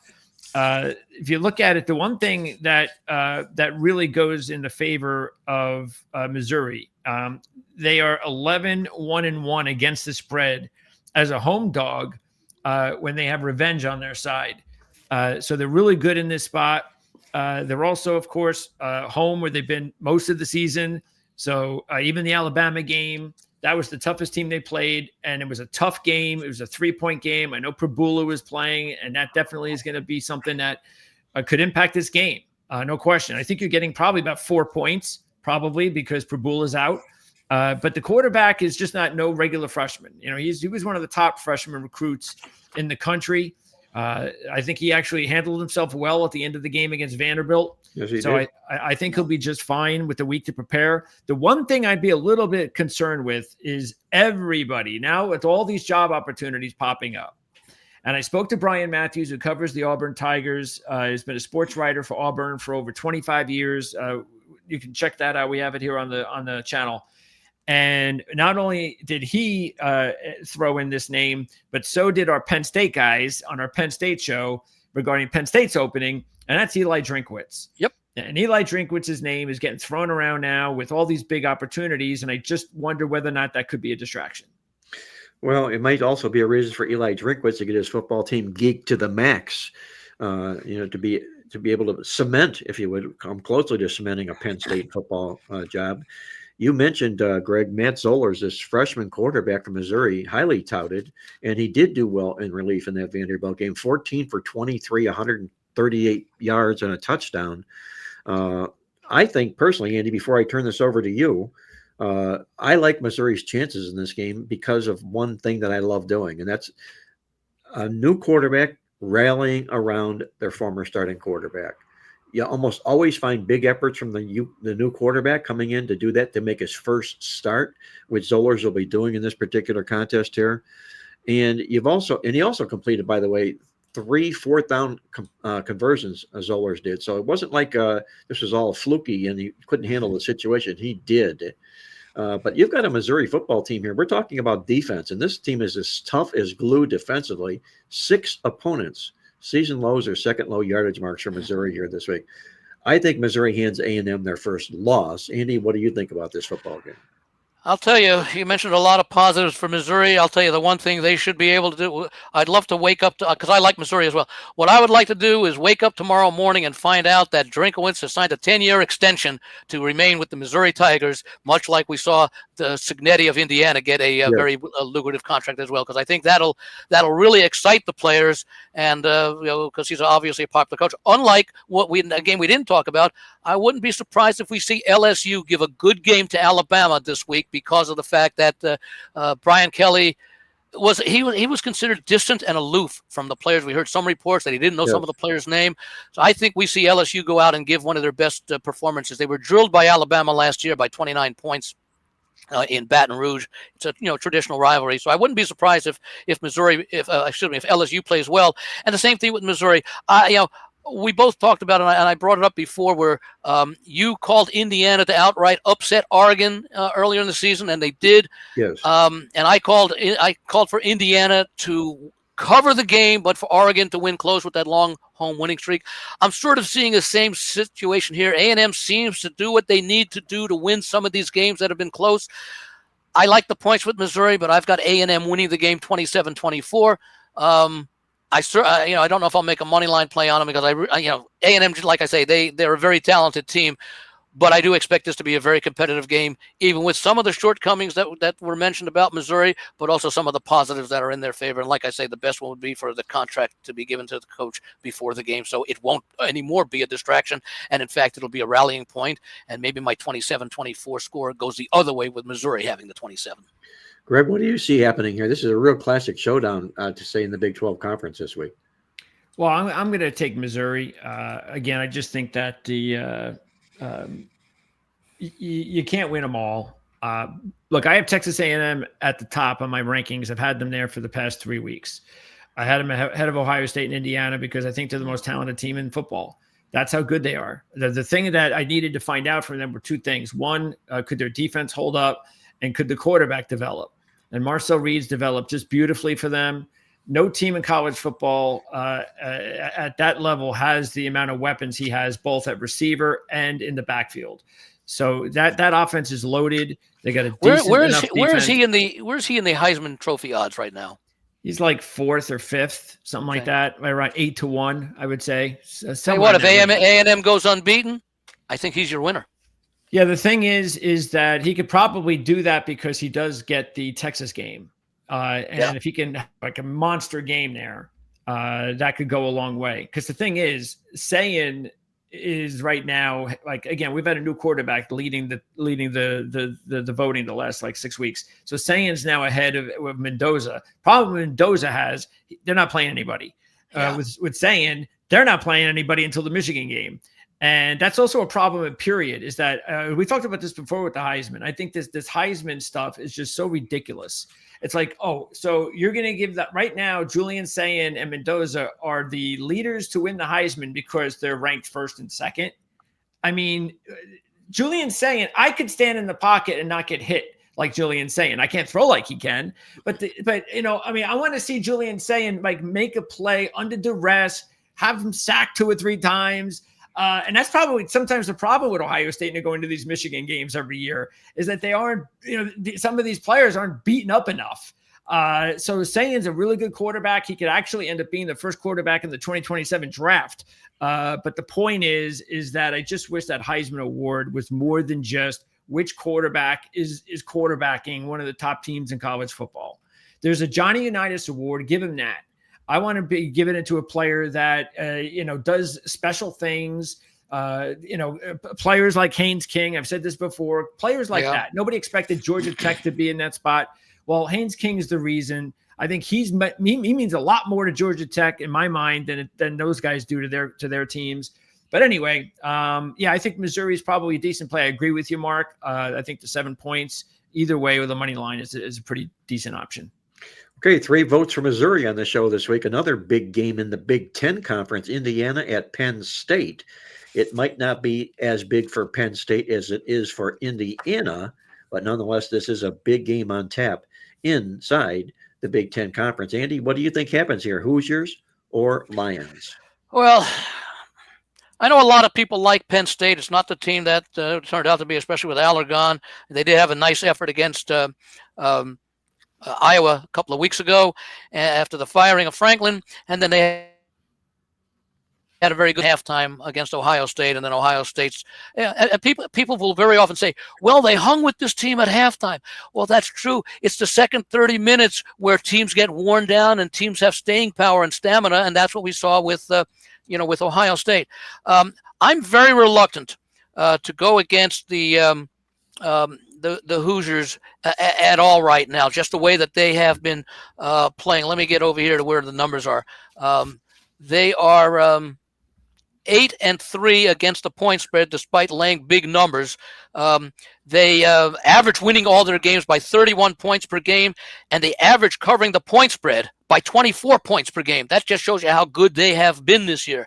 Penn State, they are 1-7 against the point spread, and they actually average losing their games to the point spread by almost 14 points per game. That's how they have underachieved, and that's how much Indiana had overachieved. I know a lot of folks, and I didn't play the game last week, but I know a lot of folks like Maryland last week. They've been doing all year. Can Penn State do it? I suppose they could give a competitive game. I don't know that they can knock off with especially with the backup quarterback and all the situation going around there. But if you've been trying to find the spot to go against Indiana, well, you've been right 3 times this year because they are 6-3 against the spread. But that's that means that you've been losing a lot. If you're down 3.6 units if you've been betting the same amount each week on against Indiana. So if I had to make a play in the game, I'd still be on Indiana because I made money with them this year, and they haven't been eking out point spread covers. They've been dominating. Greg, what do you see happening here? Does Penn State come alive for this football game, or does Indiana continue their monster run? If Indiana doesn't handle Penn State the way Ohio State did, then Indiana's got problems, which I don't think they do. I expect them to blow out Penn State, probably similar in a way, even though I think they'll handle Penn State early. I think they'll get this game over with. All they have to do is take a 7-0 lead. That crowd is whatever crowd is left. Probably be a lot more Indiana fans in there than have ever had the opportunity to be there. They'll turn on Penn State right away. This is not a focused team anymore. I think they had one shot. That was after the bye, refocus, play Ohio State. They gave it their all. They got blown out. They're done. I think Indiana, Kirk Cignetti, by the way, I think the reason that he covers spreads the way that he does is because Kirk Cignetti is like that, and we've seen him. I think some are still around. Some of those old school college coaches that doesn't care what the score is. He's keeping his guys out. Yep. And he's stepping on the gas at all times. And that's the reason why they keep destroying teams. And so don't worry. So in my mind, the only way Penn State covers this game is this got to be a 4-quarter game. And I don't see this being a 4-quarter game. So I think Indiana, I think Cignetti's going to just do what he always does. And Indiana will probably win this game by like 20 or 30. Well, I'm going to say this, guys, that invariably, and I know I keep harping on this, but invariably, when teams that are perfect in college football end up taking that first loss, it's almost always on the road late in the season. And it's almost always on the road late in the season against teams that are not losing teams and losing opponents who have good defenses. And what we called out in our Bet You Didn't Know column inside the Playbook newsletter this week, I called the article Ramblin' Gamblin' Man because the article is themed around Bob Seger. But what it involves basically is any 9-0 or greater college football road favorite from game 10 on out, if they're taking on an opponent that allows 23 or fewer points per game. If this team is coming in this contest a double-digit favorite, they are 6-24 against the spread since 1990. And you can also tighten this down to 1-18 the way I've got it laid out inside this article here. I'll say this about Penn State. When I did this, I looked at the opening line. It was 16 at the time I wrote this. I thought it was good to get to 17. In fact, it went backwards. It's more like 14. But you go back to 1967, the year I happened to marry my beautiful wife. Penn State has played a total of 409 games at home in Happy Valley.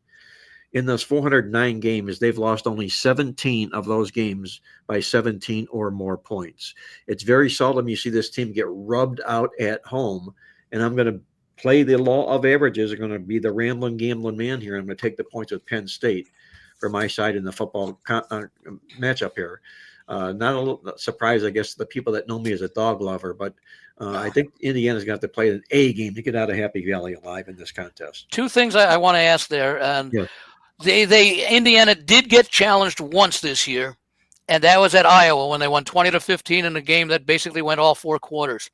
And I wonder if that was a little bit of a wake-up call, and I'm trying to find out when it was. But that was the game right before they were going to Oregon to play the Ducks up in Eugene. I want to see if there was a week off in between there. And yes, there was. There was, yeah. They played on the 27th of September, and then they had the bye week, and they went up there. So, I wonder if that close call against Iowa, given Cignetti's penchant for keeping gas putting a foot on the gas, as Greg pointed out, I wonder if that was the wake-up call that Oregon needed, that Indiana needed to go up and face Oregon, and the rest of the way saying, hey, you were one play away from losing this game. We don't want that to happen again. And so far, they've been able to pretty much do it after that Oregon game. Well, just the results of that game. Which followed the Iowa game. Right. Yeah. But after the Iowa struggle, they were 7-point dogs at Oregon, a little bit of a thick number per se, as it ends up being in the end. But it was also Indiana's first road game of the season when they went to Iowa. So there were some mitigating factors working against Indiana in that football game. What has Indiana done? I don't have it in front of me. What has their margin of victory been in every game after that Oregon game, which was the game that followed their close call? By 10, by 25, by 50, and by 45. Yeah. So, they're a cooking machine, unquestionably, no doubt about that.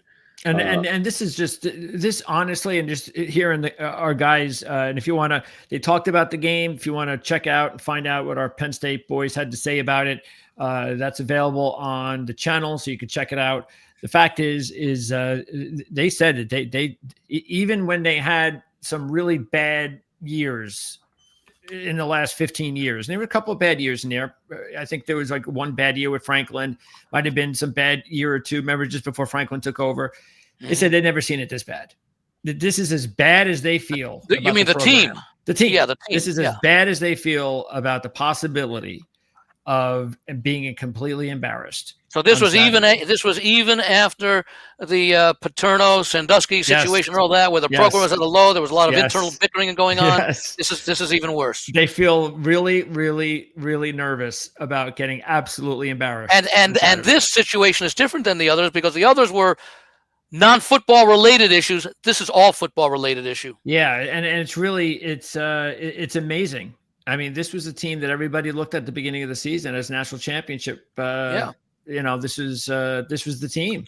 If Aller were still there, I might feel a little bit differently. I don't know that I would still that I would play Indiana. I don't think I would. I don't know that I would play Penn State, but I would certainly give them a much better chance to be competitive if Aller were still there, because he was part of the reason coming back this year why they were so highly thought of. And those losses that they had, early in the season, that 3-game losing streak was shocking. What's Penn State's record right now? They are 3-5. So I mean, if they lose this game, they got to win out to be bowl eligible at 6-6. They're not. And even if they even said it says even if somehow they find a way to be bowl eligible, they're not going to a bowl. They're not going to the Poulon Weed Eater Bowl. No. Yeah, they're not accepting it. By the way, Penn State is 1-11 against the spread as a dog of 15 or less. 0-1 this year. So the spread is 14 and a half. So you might want to keep an eye on that as we get closer to kickoff. Okay, guys, let's wrap it up with our final game on the show this week. And we're going to close it out with what I call a collision course football game, a matchup of two undefeated football teams. We only got 4, but 2 of them are going to pair up against each other this weekend in a Big 12 matchup. Texas Tech already lost. I'm sorry? They lost already, Texas Tech. They're undefeated. Oh, yeah, I'm sorry. Yeah, they lost. Texas Tech lost at Utah. Arizona State. Yeah, Arizona State. They pulled the upset at Utah. At Arizona State, they lost. And they lost at Arizona State, right. So I'm riding this Texas Tech wave, if you will, per se. So now we've got an undefeated BYU team against a one-loss Texas Tech football team. And what are you going to do with something like this, Greg? Cougars, Red Raiders, does the Cougars' perfect season go down the drain this week, or does Texas Tech get exposed again here like they did at Arizona State? Well, I thought the timing was bad for Texas Tech. I thought that was just a game that made more sense for Arizona State at the time. And unfortunately, that game destroyed Arizona State's season because their quarterback got hurt. Yeah. And the season's over, basically, no matter what anybody says, because they can't win with Jeff Sims. But with BYU, I think the one advantage they have is that they're coming off the bye. And I think that's really, really important because they're getting 10 points. I mean, that is a lot more points than I really thought that they probably should be given.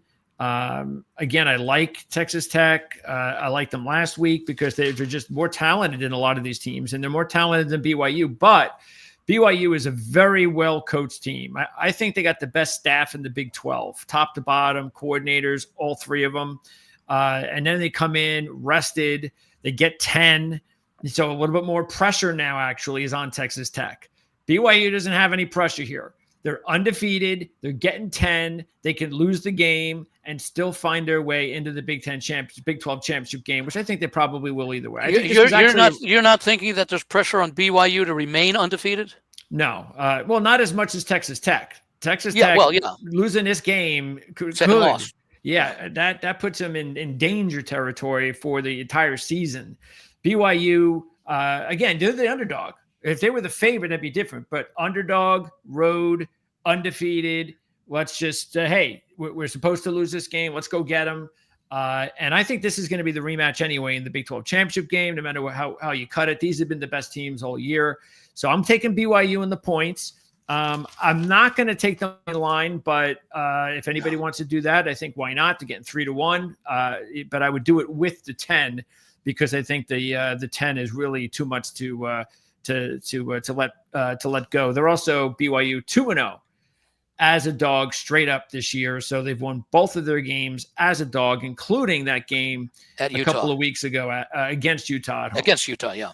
They were home dog in that one, yeah. Andy, do you think BYU hangs here, or does BYU win this game? Or do they before I give my comments, you've probably done the research as you did for Texas A&M and being a road favorite with their record. Have you done similar research for undefeated teams that are on the road and happen to be in a rare spot? Because I can't imagine there have been too many undefeated teams this deep in the season who would be road underdogs. Yeah, it generally favors the road underdog because of that chip on their shoulder. But I'll say this also: it greatly benefits them if they have an extra week of rest to prepare. Okay, which they do. What's the old saying? Fool me once, shame on you. Fool me twice, shame on me. Yes. Well, I'm gonna fit in the group of shame on me. I got fooled last week going against Texas Tech with Kansas State. Okay, and that was at Kansas State. And hopefully I won't get fooled this week because I am going with BYU plus the points. I don't think they will win the game. I wouldn't be shocked because they've been playing so well all season. Texas Tech is not quite the same as a mini Indiana because they're not winning by those kind of margins. Although, well, no, I'm sorry. Let me take that back. In their 8 wins, Texas Tech is winning by an average of 31 points per game, which is identical to what Indiana is winning by, exactly 31 points per game. So maybe it is that. But BYU's winning margin in those 8 games is only 12.1 points. So they've been involved in a lot more competitive games. We mentioned the Utah game. I still like the physical nature of this BYU team. I think, again, the pressure is on Texas Tech, as Greg mentioned. Yeah, shame on me if BYU doesn't cover, but I have to go with what my numbers and my situation says, and the fact that we're not asking an Indiana team, for example, which has little experience other than last year being in this position. BYU has a long history of being a top quality program, even though it's not as continuous as maybe in Ohio State or in Alabama has been. Well, you've got a Texas Tech football team here that has another reason to play. They lost to Brigham Young when they last played 2 years ago. So there is a revenge factor here for the Red Raiders. And like Andy, I can understand his concern about being embarrassed again, trying to fade Texas Tech, who, arguably you can say, ask anybody in the country, who's the most powerful offense in college football this year? The answer to that might probably come back Indiana, with Texas Tech right on their heels. So, why are you going to want to jump in front of a football team like this? But as Greg mentions here, you got a BYU football team here that doesn't know anything about losing thus far this football season here. And you're talking a double-digit underdog with rest on top of it. So, what are you going to do? You're going to back this monster who is a really wide-open offensive team with a revenge chip on their shoulder, or are you going to run with the dog who's undefeated and playing with a little bit of embarrassment in that situation here? I'm going to grab the points with BYU. I'm not going to go deep into my pocket to do this because, like Andy, I'm also fearful of Texas Tech and what they can do, especially on their home field here. So put me down for a slight lean to BYU in the football game, kind of a cop-out answer, but that's my take on the contest. Yeah, if they didn't have the extra week, I would probably stay completely away from this game. But it's that extra week that I really believe that BYU can use to their advantage to make this a 4-quarter game, even though Texas Tech is the better team. I don't think there's any question about that. And they're at home. Being at home, the better team, the more desperate team. But getting that extra week, I think that'll be what I think. If they don't cover, I think it's one of those covers that they lose in the 4th quarter. Maybe even late. I do a computer projection each week where I take a look, and many of the stats that I use eliminate those games against FCS opponents. Like for example, the Oregon-Iowa game.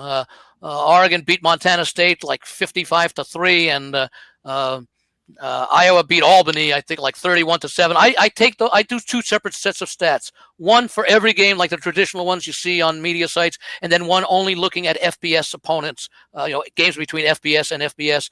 And the projection I do, which is based upon just scores between relative opponents and how they do against the averages of what their current opponent is allowing.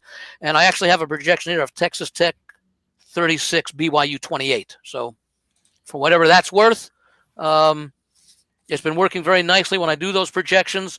There's a lot more to the handicapping than just looking at those numbers, but it does incorporate more of an equal playing field. And I think the big difference, and Greg, you probably know this, Mark, as well, between an FCS team and an FBS team is the scholarship limit is significantly greater for FBS teams than FCS teams, as far as fundamentals are concerned.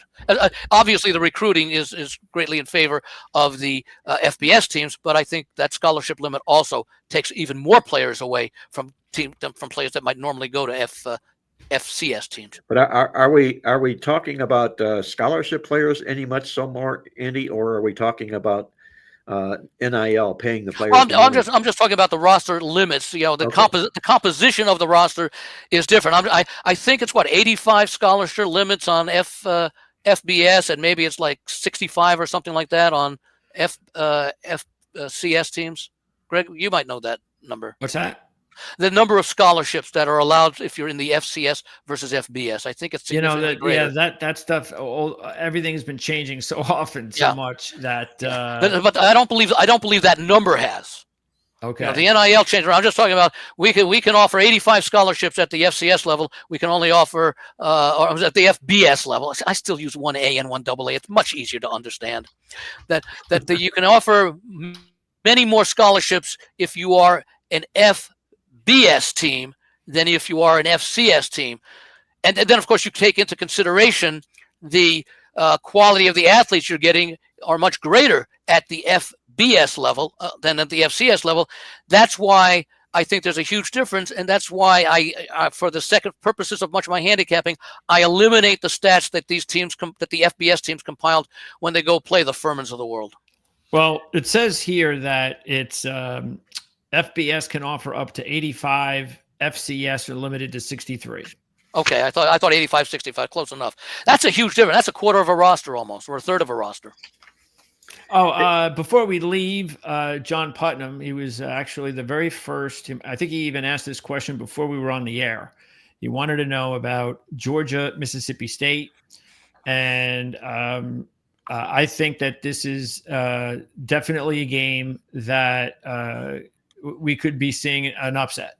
I really love the way Mississippi State's been playing. They have a lot of confidence right now. The line has gone up. It's going in close to 10 now. And I can understand that. That's history. That's Georgia. Oh, my God. Georgia's only favored by 7 or 8 against Mississippi State. And I think that's just history.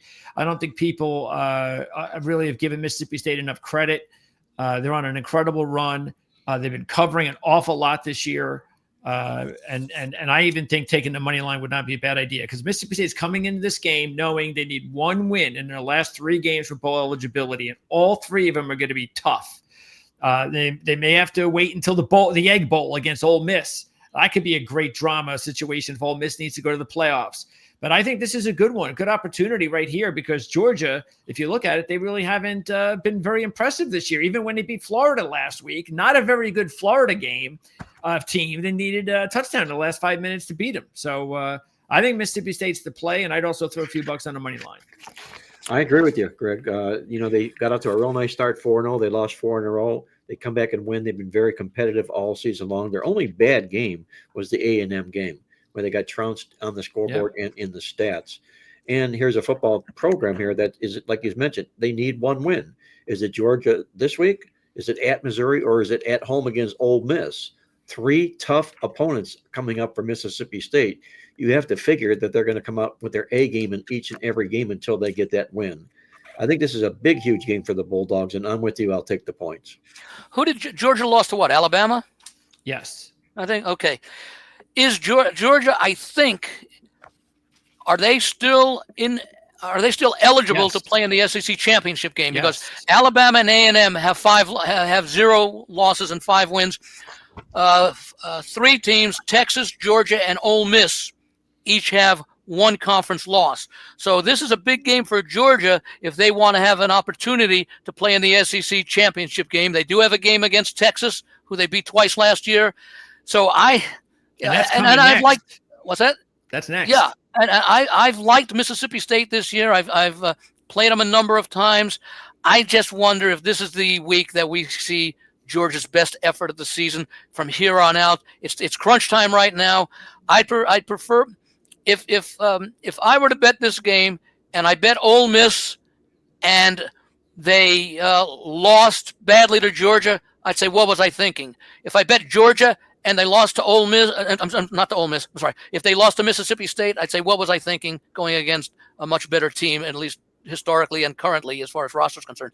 If I bet on Georgia and lost to they lost to Mississippi State, I could say, or even if they didn't cover, then I would say, well, I went with what I thought was a better team, but because I also know Mississippi State is a good game and they've given some good teams foes, these things happen. So I think I would feel worse if I played the underdog going up against a team when they're stepping up in class, because they still do have those 2 opportunities to become bowl eligible. Last year, Georgia was a 34-point home favorite against Mississippi State, and they beat them by 10. Yeah. And that was because Mississippi So that State should get Georgia's attention this year. Well, the bottom line is that, again, this is what makes the SEC so tough. Yeah. Is that every game is tough. Is that you don't get any weeks off. They had the big emotional game last week against Florida, and they got to get right back and play Mississippi State and then get right back and play Texas. So it doesn't stop.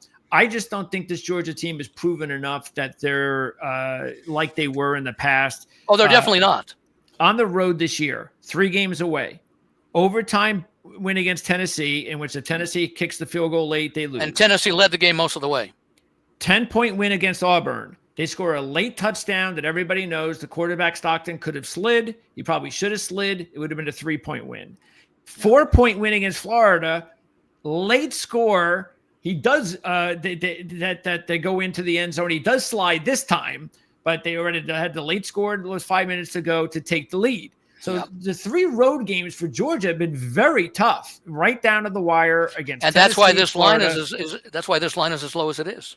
And Mississippi State in their last 3, they lose to Florida by 2 when the quarterback gets intercepted on their last drive in field goal range. They led Texas 38-21 in the fourth quarter. And then they trailed Arkansas 35-21 in the fourth quarter. They came back to beat Arkansas last week. So they have been playing. But Arkansas is not the class of a Texas, and Texas. I don't care about Arkansas. And Texas is coached by Steve Sarkisian. Yeah. One interesting point here, guys. Mississippi State 3-2 at home. Those 2 home losses, overtime to Tennessee, overtime to Texas. Yeah. So they've playing very, very well at Davis Wade Stadium here. So I could see them covering. I don't know that I can see them pulling the upset. There's too much. So this would be a storm the field victory if they Yes. can get it against Georgia and go bowling, and it would be a big. And would be a play against Mississippi State in their next game. Without a doubt, because they would be partying like never before. So yeah, Jeff Levy needs that signature win. We'll see if he can get it. All right, guys, I'm going to get out of here. I know we're pushing 2 hours on our podcast here, which is really going long, but we've enjoyed doing it. We've enjoyed having our listeners comment, and we hope you guys enjoyed the show as well. We'll be back here next week, same time, when we tear down again the college football cart and the NFL for our panel of experts, Jim Feist, the legend in Las Vegas, Andy Iskoe from TheLogicalApproach.com, also in Las Vegas, and Greg DePalma, our producer extraordinaire. This is Marc Lawrence, reminding you to always remember to bet with your head, not over it, and good luck as always.